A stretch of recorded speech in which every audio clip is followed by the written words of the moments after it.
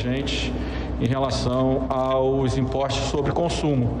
Então, acho que seria um grande passo se nós pudéssemos avançar e dar essa sinalização para a sociedade. Até porque, como eu disse, nós vamos ter que comemorar, infelizmente, um ano do atraso da votação da PEC emergencial que o governo prometeu para 5 de dezembro de 2019 no Senado Federal. E até agora, pelo menos, eu não conheço o texto nem a programação do Senado para a votação dessa matéria. A Câmara continua votando, votou uma cabotagem. Devemos votar entre hoje e amanhã o projeto de lei, o PLP 101, que trata da questão dos estados, né?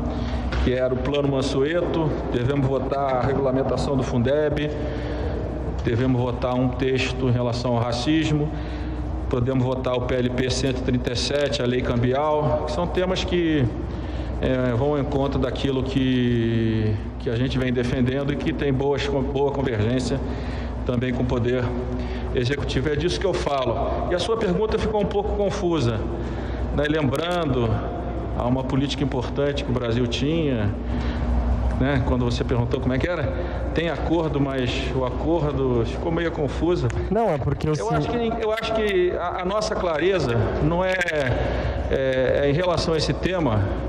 Eu repito, a Câmara precisa continuar livre da interferência dos outros poderes. Eu acho que é disso que nós estamos falando, construir um nome que sinalize e que possa unificar a maioria da Câmara que pensa assim, que respeita a relação com o Poder Executivo, que respeita a relação com o Poder Judiciário, mas que vai fazer parte desse grande movimento da qual eu liderei nos últimos 2 anos, que é o movimento da Câmara Livre, livre de interferências e livre do enfraquecimento da nossa democracia e a favor da sociedade brasileira, onde toda a sociedade brasileira esteja representada na Câmara dos Deputados. Aliás, outro projeto que a gente pretende votar amanhã é a medida provisória 1003, que trata da questão da vacina. Acho que o texto do Geninho já deve estar à disposição. Nós vamos enfrentar esse tema também. Esperamos que o governo possa ter convergência com o nosso tema, porque no dia que a gente está debatendo a polêmica da vacina, de como vai resolver para comprar vacinas, o governo vai e isenta a importação de armas. Quer dizer, nos deixa perplexo pela falta de prioridade em alguns momentos e de sensibilidade por parte do governo. As pessoas estão perdendo as vidas, né?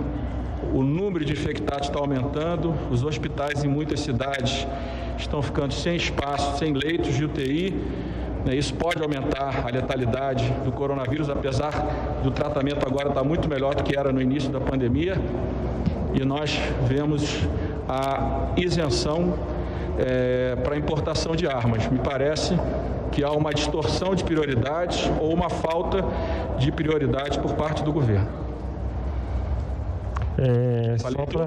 Só para reforçar, porque eu não me senti contemplado com a resposta, eu quero entender em relação ao timing da escolha para ser seu sucessor pelo seu bloco. Não está atrasado, não está demorando muito na avaliação do senhor? Olha, se 2 meses antes alguém ganhasse eleição, não precisava de eleição, né? A gente já viu muita eleição com candidato com 30%, 40%, terminar com 3%, 4%. A gente, inclusive, já viu pesquisa de boca de urna errar, não é isso? Então, a nossa pressa não é pela escolha do nome, a nossa pressa é para construir esse movimento que amplia o máximo possível, né, a participação não apenas dos partidos, mas da sociedade. A sociedade sabe que quando o governo quis aqui impor agenda contra o meio ambiente, contra as minorias, foi essa casa que barrou essas pautas. Isso é esse movimento que é maior do que os partidos, que traz a sociedade para dentro da Câmara dos Deputados, como nós trouxemos ao longo dos últimos anos, não apenas dos últimos 2 anos, mas dos últimos 4 anos da minha presidência. É esse movimento que eu quero participar, nem coordenar, porque agora estou no final do meu mandato, né? Mas tenho certeza que tem muitos parlamentares, uma parte majoritária da sociedade, que quer continuar entrando nessa casa com a certeza que os assuntos que muitas vezes não interessam ao governo, que são assuntos de brasileiros excluídos, que eles continuem tendo voz aqui dentro. É esse movimento da Câmara Livre que a gente está construindo, e a nossa pressa é que se consolide uma clareza de que esse movimento sairá vitorioso. Não é contra ninguém, não é contra o governo.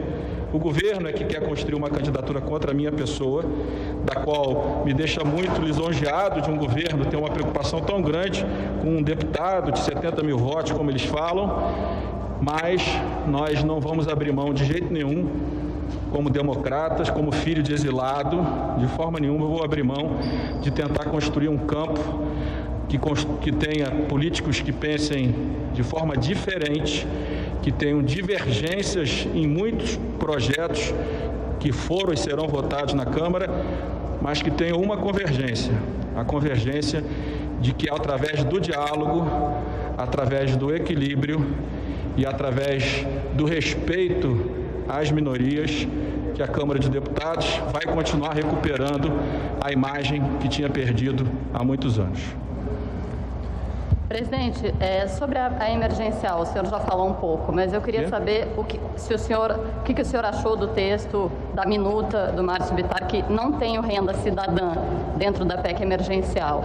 Qual seria uma solução para esse problema? Olha, eu ainda não analisei o texto, eu recebi só uma análise de um economista que eu respeito muito, que foi muito crítico, mas eu não quero falar porque de fato eu ainda não parei, junto com a assessoria da Câmara, para analisar o texto dele, mas um economista de fora da casa, que é uma pessoa que eu respeito e sempre consulto, a primeira análise que ele fez para mim do texto foi muito crítica ao texto do deputado Márcio Bittar. Mas como eu tenho uma admiração muito grande por ele, eu prefiro aguardar, sentar e discutir. Agora eu fico feliz que depois de um ano, enfim, apareceu um texto que certamente, ou deveria estar articulado, porque o Márcio Bittar é um senador ligado ao governo, articulado com o governo. Aí sim, nós, em vez de um bolo para comemorar o atraso, é um bolo para comemorar o início da votação da PEC emergencial, que, do meu ponto de vista, o orçamento do Brasil só poderá ser aprovado depois que a PEC emergencial for promulgada pelo Congresso Nacional. Obrigada. Deputado, voltando ao assunto da presidência da Câmara, o senhor já falou que ainda tem meses, não tem como definir uma eleição com tanta antecedência, mas é uma questão muito importante para o país, a sucessão à presidência da Câmara, e tem diferentes candidatos, são 5 ou 6 candidatos que estão mais próximos do senhor, né? E tem o candidato que é mais próximo do presidente. O senhor espera o quê? Que eles tentem construir maioria e quem tiver maioria perto da eleição, os outros vão aderir à candidatura dele? É isso que o senhor espera? Não. Quando que pretende fazer esse movimento de bater o martelo e falar, vamos unificar em uma pessoa só? Isso vai ser o quê? Uma semana antes da eleição? Quando é que vai ser? Olha, é importante, mais importante que o nome hoje, é claro que o nome tem que sair rápido, porque o candidato tem que fazer campanha.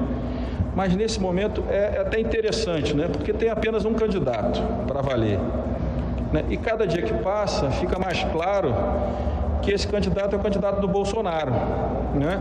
E nós vamos construir um candidato que não é contra o Bolsonaro, como o Bolsonaro é contra o presidente da Câmara.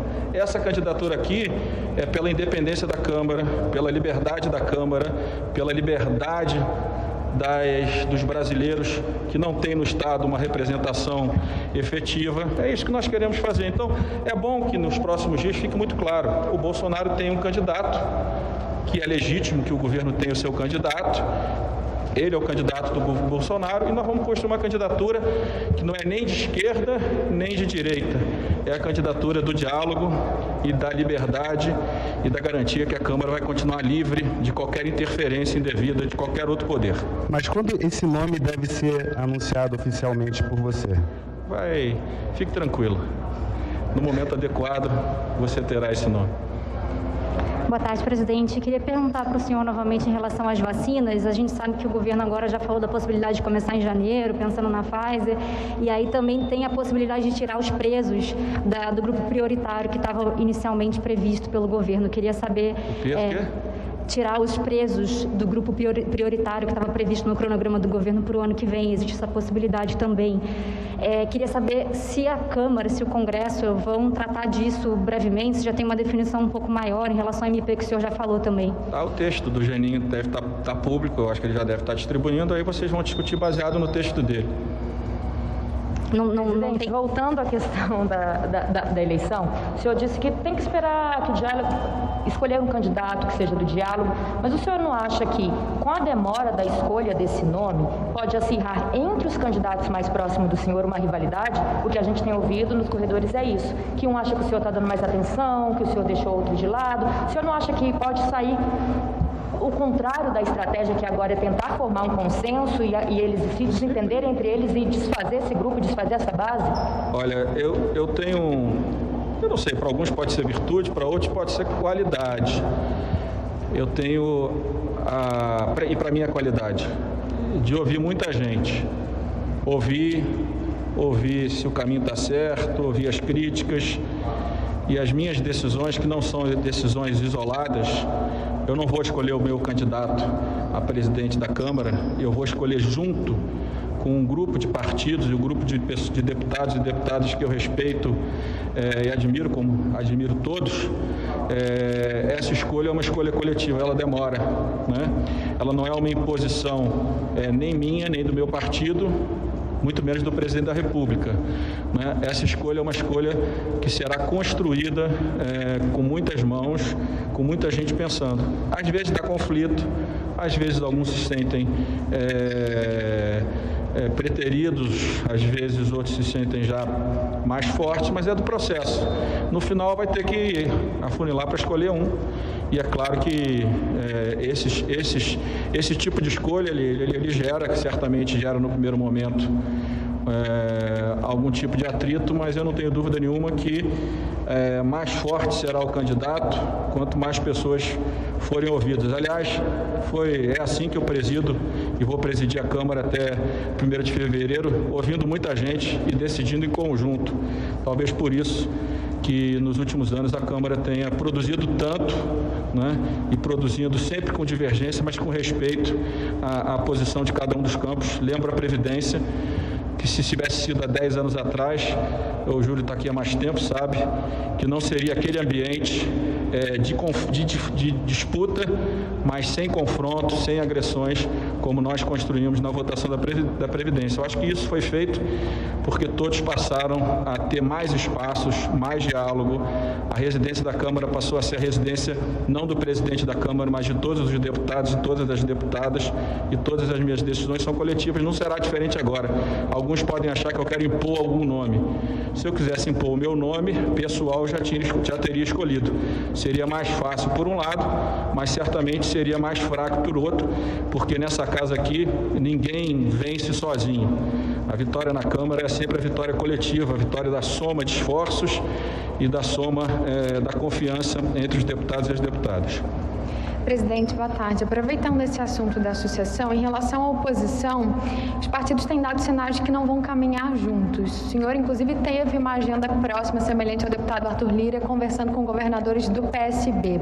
E os parlamentares, alguns apontam, sim, uma preferência pelo candidato que, como o senhor disse hoje, é mais alinhado ao Palácio do Planalto. O que o senhor diria para esses parlamentares que estão mais inclinados a irem com Arthur Lira, lembrando que a votação é secreta, e também em relação a esse movimento para viabilizar, por exemplo, o nome do deputado Aguinaldo pelo PSL. Pode antecipar um movimento de fusão com democratas? Olha, não sou eu que tenho que convencer os deputados, o candidato é que tem que convencê-los, aquele que será o candidato.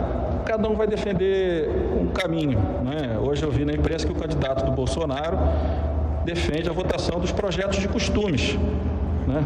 Eu discordo, tanto discordo que não pautei. E tenho certeza que o meu candidato terá um compromisso muito maior no campo da agenda econômica do que do enfrentamento de uma pauta de dividir a sociedade, né, e de atropelar as minorias. Cada um tem um caminho, o caminho do governo certamente será esse, é o que eu digo. Se todos os candidatos colocados defendem a pauta econômica, para que o presidente quer interferir no processo? porque ele quer as outras pautas.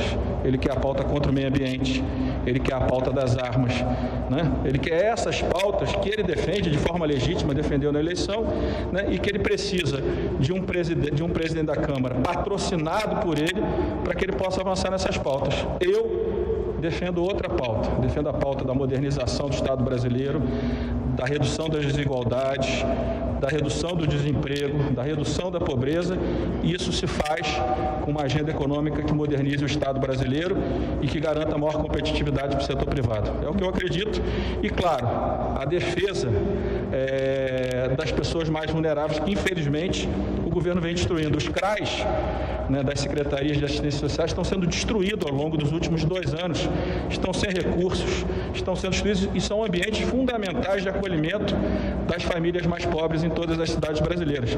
Então, o que nós defendemos certamente é diferente do que o governo defende, principalmente na pauta de costumes. Na pauta econômica, não. A maioria da casa defende uma pauta mais liberal e é por isso que os candidatos colocados, na sua maioria, são candidatos que, de forma clara, defendem uma pauta chamada assim mais à direita na economia.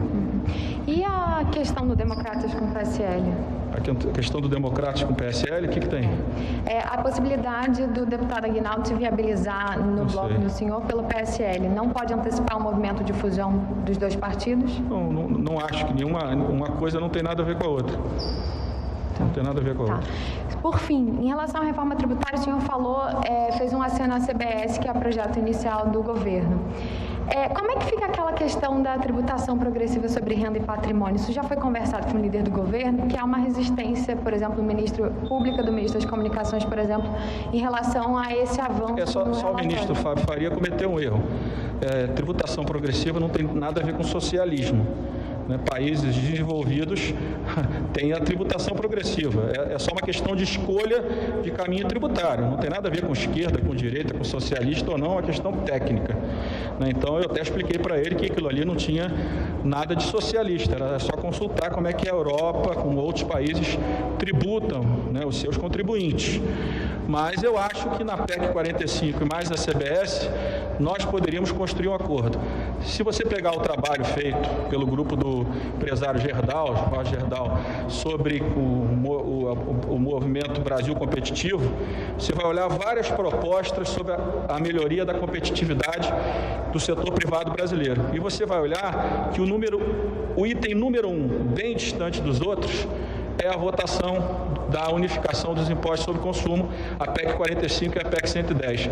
O que nós queremos, olhando a crise fiscal brasileira, a carga tributária elevada brasileira, é criar um ambiente para que o Brasil possa crescer.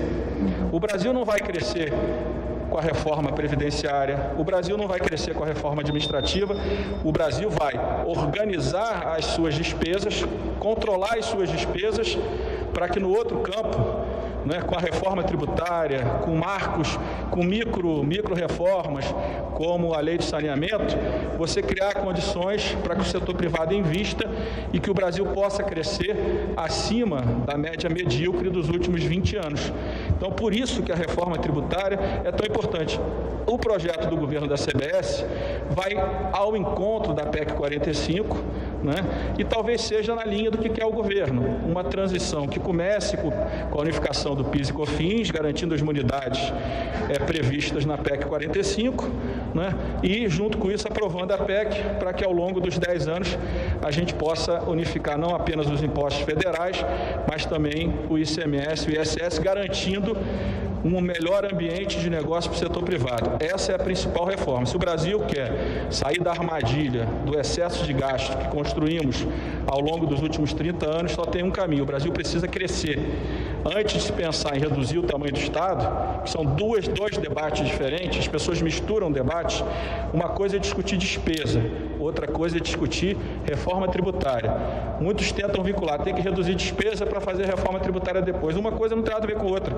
Uma é uma melhoria da política tributária, a outra é a redução de despesas e não apenas a redução, a garantia da melhoria da qualidade do serviço público. Porque se cada real que o cidadão contribuísse para o Estado brasileiro como um todo gerasse um serviço de qualidade, isso também impactaria positivo a economia. O problema é que o nosso Estado foi capturado pelas corporações do setor público e do setor privado.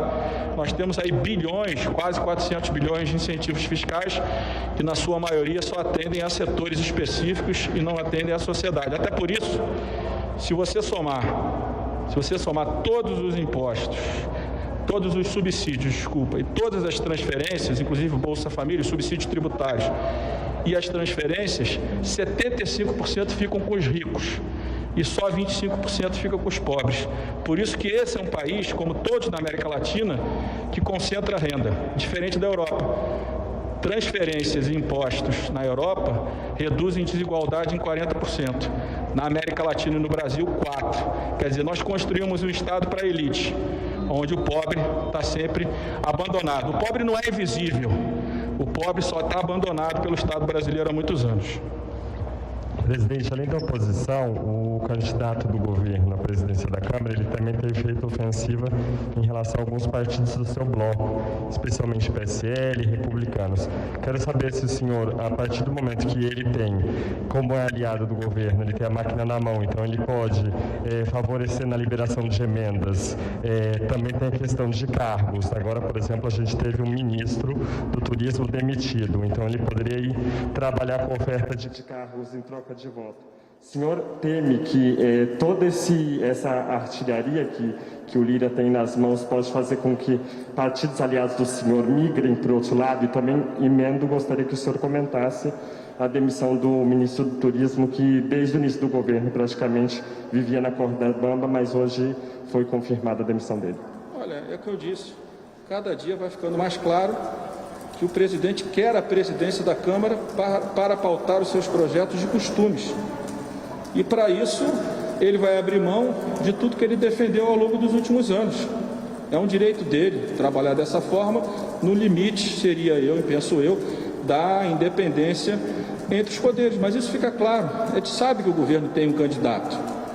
A gente sabe que o governo vai jogar pesado para eleger o seu candidato. A gente sabe que o governo vai rasgar o seu próprio discurso para tentar derrotar o atual presidente da Câmara e o meu candidato. É da democracia. Eu continuo dizendo que eu não quero derrotar ninguém. Eu quero que a Câmara continue no caminho que começamos em 2016 e que tenho certeza que o novo presidente, no novo momento, com alternância de poder, vai poder avançar ainda mais do que eu avancei na recuperação da imagem da casa e principalmente no respeito a toda a sociedade brasileira representada no Parlamento. Presidente, eu queria que o senhor comentasse especificamente essa questão das emendas, que foi uma vitória muito grande do Congresso, tornar a execução obrigatória. Isso. E agora ventila-se que essas emendas podem ser usadas para cooptar votos aqui na Câmara dos Deputados. Eu queria que o senhor comentasse esse tipo de ação e, acima de tudo, como isso pode representar um retrocesso dentro daquilo que foi conquistado. Olha, o orçamento impositivo, ele precisa ser executado. Se o governo não executá-lo, estará cometendo um crime. O orçamento extra, o orçamento livre, o discricionário livre, o governo pode trabalhar sempre respeitando a distribuição por todas as regiões brasileiras. O que eu penso, Júlio, é que dor de barriga não dá uma vez só, não é isso? Tem o dia da manhã. O governo tem, na agenda econômica, ele tem parte do parlamento e a outra parte do parlamento, que defende a pauta econômica, é independente ao governo. Dependendo de como o governo operar a eleição, ele pode transformar a oposição ao governo de 130 para 230 deputados. Por exemplo, o governo é que tem que fazer escolhas se no período pós-eleição da Câmara, se ele pretende continuar avançando em votações com quórum qualificado. Então, toda ação vai ter uma reação. Só que eu acho que a mais importante é mostrar o seguinte: o governo está desesperado para tomar conta da presidência da Câmara dos Deputados. O governo está desesperado para desorganizar de vez, uma vez por todas, a agenda do meio ambiente nesse país. o governo está, de uma vez por todas, interessado em flexibilizar a venda e a entrega de armas nesse país, né? Entre outras agendas que desrespeitam a sociedade brasileira e as minorias. Infelizmente, como eu disse, pouca prioridade naquilo que é fundamental. Mas, pelo menos hoje, fiquei satisfeito que o senador Márcio Bittar apresentou uma proposta. Imagina, Júlio, eu termino próximo ano, eu já, no plenário, ter que comemorar o 2º ano da não votação da PEC emergencial e uma desorganização definitiva da questão fiscal. Outro tema importante, que eu queria esclarecer, que ontem teve muito boato: não haverá votação de prorrogação de calamidade, nem da PEC da guerra. O governo trabalhe para organizar o seu orçamento dentro das regras atuais, respeitando a regra de ouro, que parece que o Senado está mudando, que nós não vamos aceitar, porque ela garante de forma clara que dívida pública só pode estar atrelada a investimento, não a despesas correntes, despesas permanentes, né? Que o governo volte a respeitar, a partir de 1º de janeiro, a LRF, que a expansão de gasto público foi acima da capacidade do Brasil e o mundo aceitou pela pandemia, e que esse aumento da pandemia aqui no resto do mundo não está gerando nenhuma expansão fiscal nem monetária. Então, que o governo aprove rapidamente a PEC emergencial no Senado, que peça à Câmara para que a gente continue trabalhando em janeiro, e eu estou disposto a isso, e que mostre à sociedade que nós temos responsabilidade, porque se nós não fizermos assim, no próximo ano o governo vai ser obrigado a anunciar aumento de impostos, e a sociedade não aguenta mais pagar impostos. Então, se nós não organizarmos as despesas dentro do orçamento primário de 2021, baseado no de 20 mais a inflação, certamente no 2º semestre do próximo ano o governo vai voltar com a maldita CPMF ou com qualquer imposto com um nome bonito, diferente, mas que mais uma vez cobra da sociedade uma responsabilidade que é da política e que é dos governos. Presidente, essa articulação que será conduzida pelo senhor daqui para frente até a escolha do nome que será apoiado pelo senhor para a sua sucessão, pode ser o início da pavimentação de um caminho, daquela convergência que o senhor mencionou anteontem entre centro-esquerda e centro-direita para 2022? Olha, pode ser um caminho, não sei. Eu tenho conversado muito com alguns líderes dos partidos de centro-esquerda, com alguns presidentes, e defendo que a gente possa ter um diálogo permanente, discutir de forma pública, nas universidades, nas associações, discutir temas da sociedade, discutir um tema difícil, que a esquerda de alguma forma defende e a gente é contra, né? A questão da dívida pública, não é isso?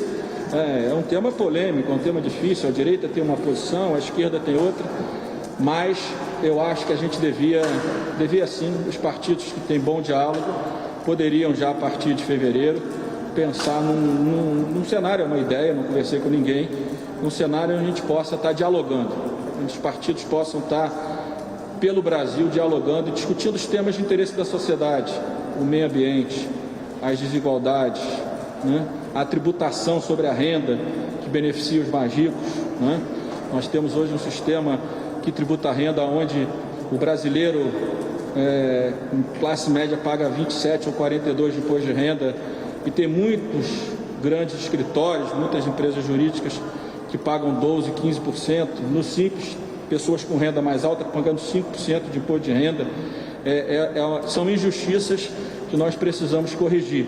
Eu acho que agora a gente caminha para corrigir a questão do consumo, né? Organizando de uma forma onde, de fato, o contribuinte que deve pagar o imposto, que esse imposto nunca deve ficar na cadeia, aumentando o custo dos investimentos, das empresas, e acho que a gente deve, nessa linha, fazer um debate nacional, onde a gente mostre já a nossa capacidade de diálogo e a nossa capacidade de sinalizar para a sociedade que o centro, juntando a centro-direita e a centro-esquerda, poderão sim ter apenas um candidato, e esse candidato disputar com o candidato do governo a eleição nacional.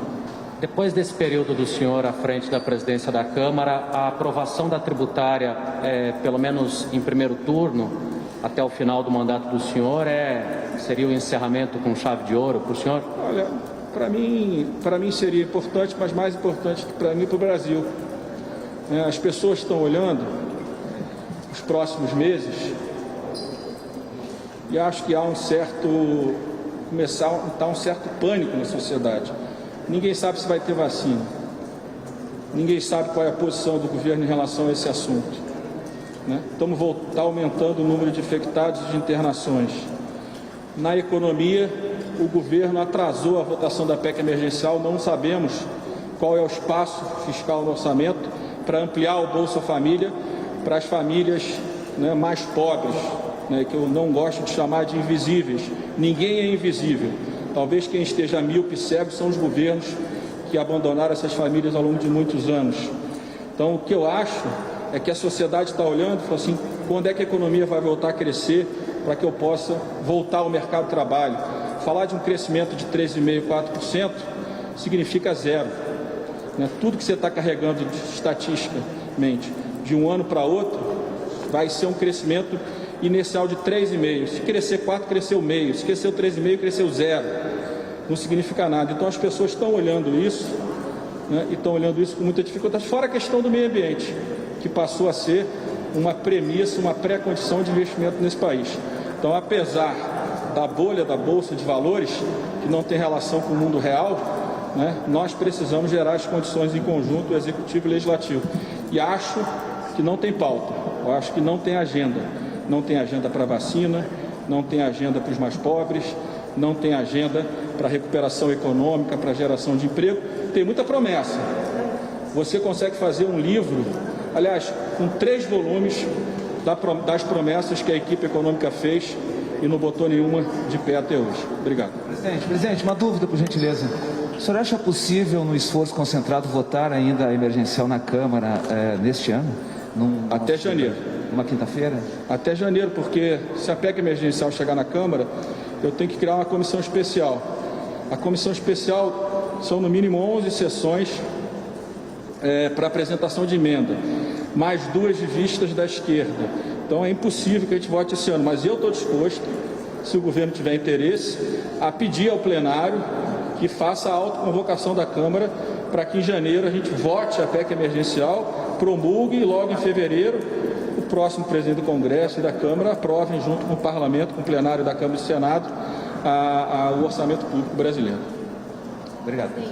Dentro desse cenário que o governo está jogando pesado para tentar eleger o líder Arthur Lira, emenda, cargo, então, essa demissão do ministro do Turismo pode ter alguma relação com a disputa daqui? Porque o PSL estaria topando receber Aguinaldo, caso ele trocasse partido? Não estou sabendo. E o senhor acha que, o senhor já deu sua opinião sobre vários ministros do governo, né?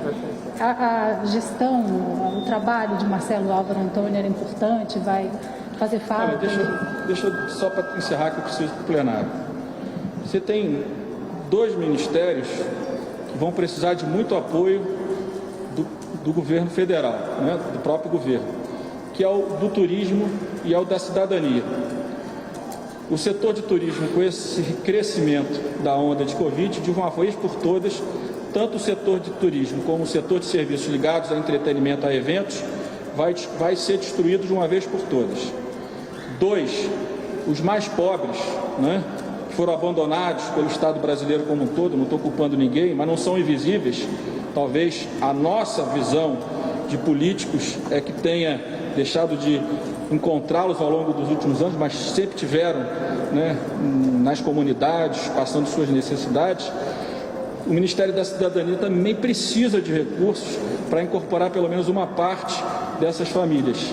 E eu não vejo por parte do governo nenhum movimento com coragem de enfrentar o orçamento primário, a sua redução, para poder atender a esses brasileiros que o governo chama de visíveis, eu discordo, e também para ver como é que esse setor, que é tão importante para o Brasil, que é o setor de turismo e o setor de entretenimento vinculado ao turismo, como é que ele pode ter algum apoio do governo, sempre dentro do orçamento primário, até porque, como eu já disse, eu sou presidente da Câmara até 1º de fevereiro, e na virada do ano, de forma nenhuma, nós vamos prorrogar a PEC da guerra, nem o estado de calamidade pública.